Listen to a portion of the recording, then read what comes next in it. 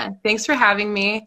I'm a tarot reader and I have been doing dream work even longer than that. Just as a kid, I feel like that was like my introduction into mysticism. Hmm. That and like plants, being outside. I grew up with a really witchy grandma who I'm lucky to still have in my life and in my son's life. So, um, yeah, it started, I guess my dream journey started really, really early, and then tarot kind of became my main focus just a few years ago, seriously, but I have been interested in it since I was a teenager. So, Oh wow, that's amazing. yeah. Yeah, it's sort of interesting how like dreaming is usually one of the gateways people have into just yeah like mysticism and spirituality in a way. It's a very strong tool.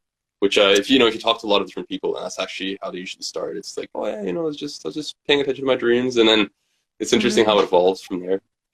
Yeah, I think it's because like everybody does it. Maybe we don't all like remember our dreams, but everybody dreams, and it's something I've noticed I can connect with almost any other person Mhm. talking about their dreams. Like people want to share their dreams. And I had really bad sleep paralysis as a child and as a teenager.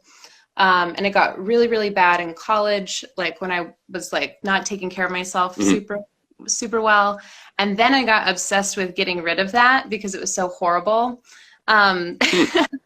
so that was like, I feel like I got like a unique master class in dealing with nightmares and sleep paralysis and, a lot of stuff that other people deal with. So I try to offer advice Mhm.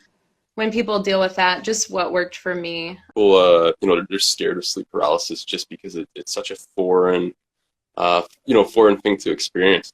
But Mhm. I found it in a way, if you change your approach a little bit, you can almost use it as a stepping stone into any kind of Yeah. dream work or lucid dreaming. And it's almost like, it's like I would say it's like a calling, you know, Mhm. into from the spiritual realm in a way to actually be able to access it in a way.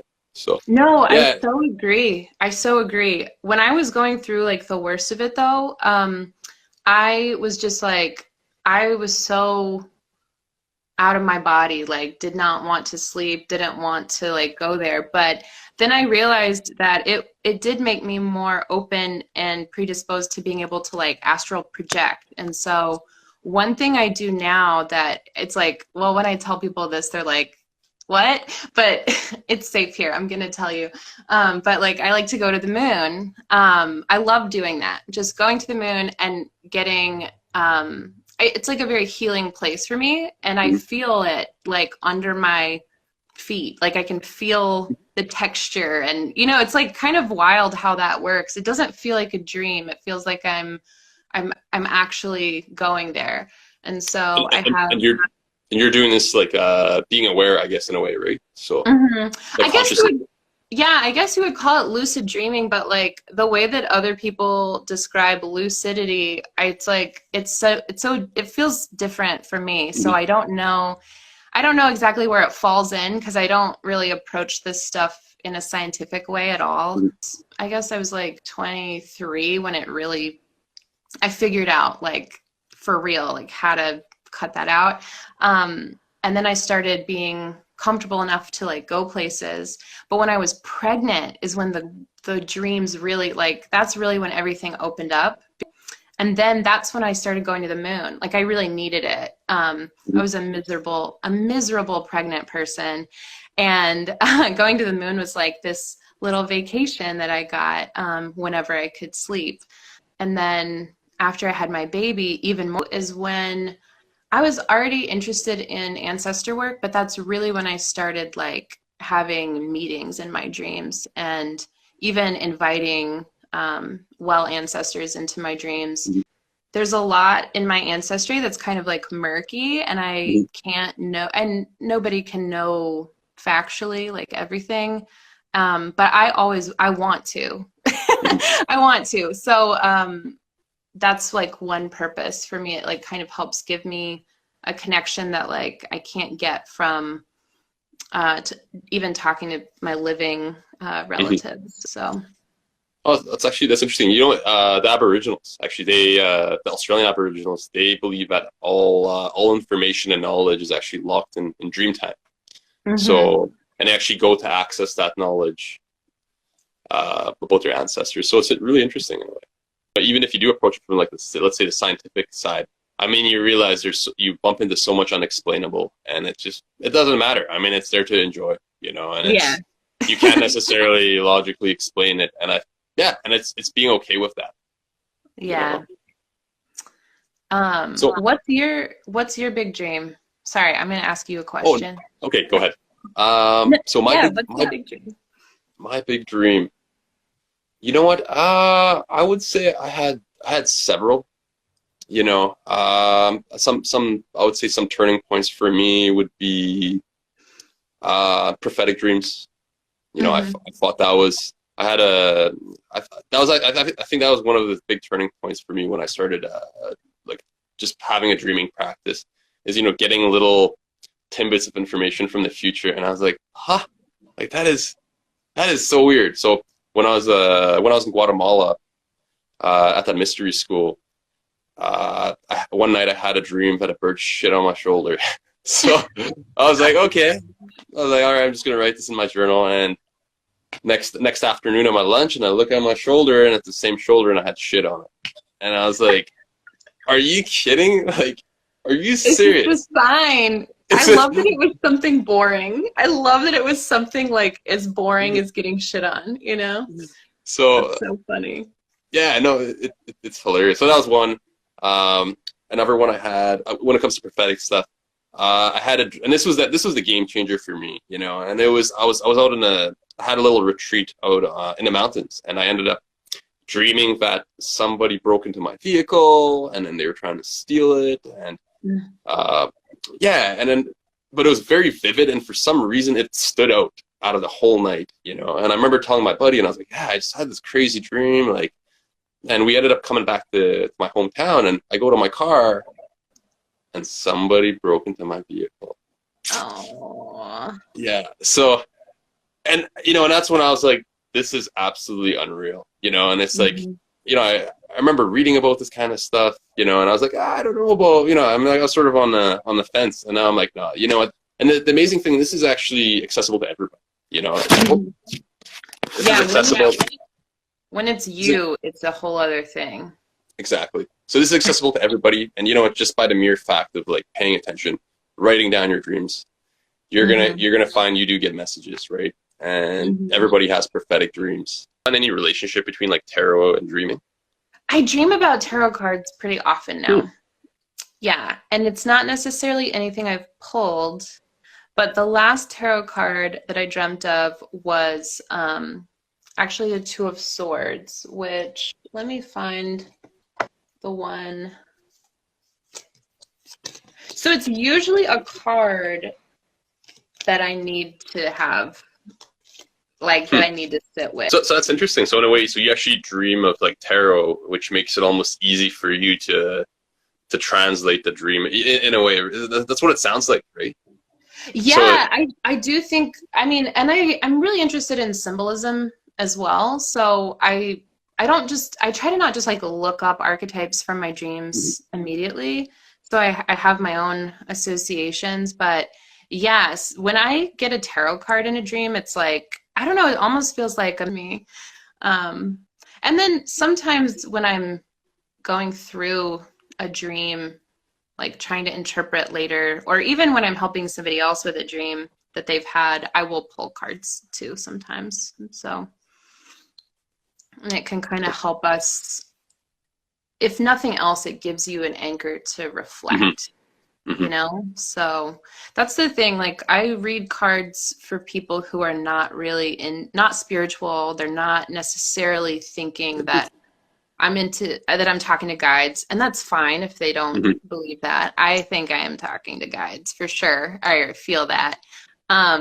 But for them, it's like, oh, this is a self-reflection practice. I'm like, absolutely. If that's how you see it, then that's true.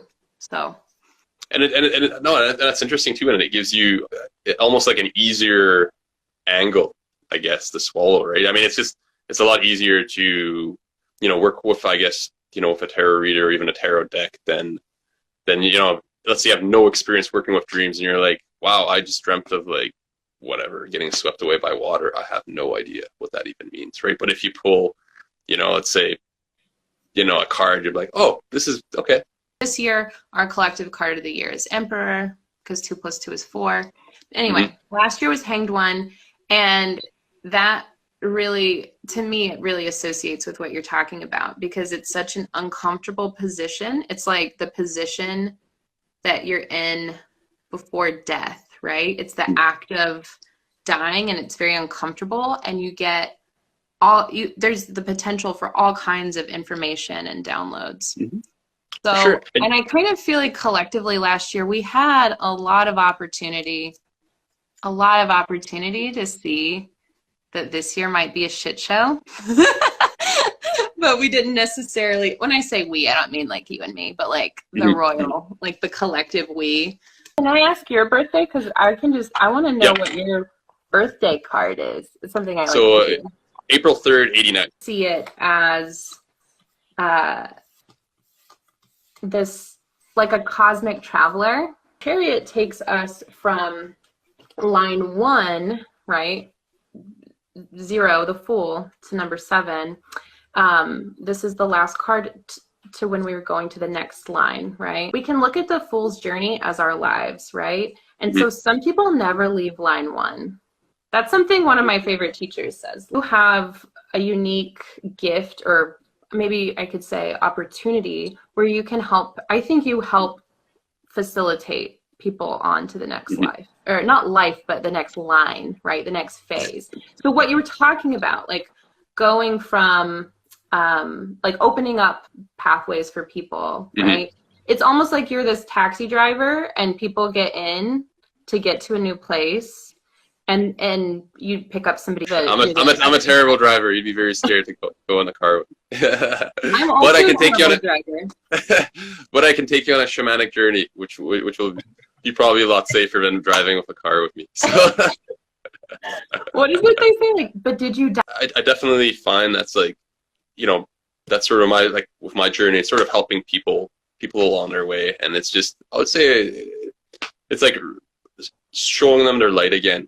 And allowing them to connect, and this is what I sort of, try to facilitate. It's just people connecting with themselves again.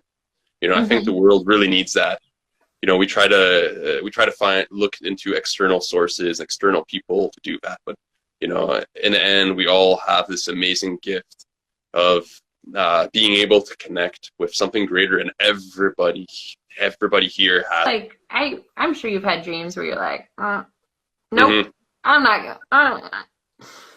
I mean, I get intuitive nudges like that too, where it's like, I was told that I'm to do this thing. I don't want to do it. I'm not doing it. It'll come back up.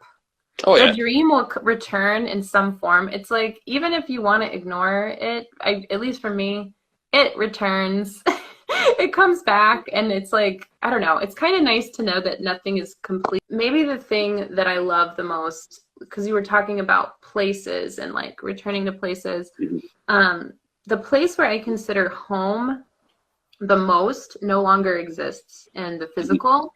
It burned down when I was a teenager, or preteen technically, and I just, for years and years, of course, mourned the fact that I can't go back there, and that it's lost. But in dreams, I go there all the time to do rituals before I go to sleep for protection. Yes. Yep. Because ritual is so powerful for me. So, and yarrow is my herb of choice for anything for protection. So also putting a pine cone under my bed. If you have a tiny one, you can put it under your pillow.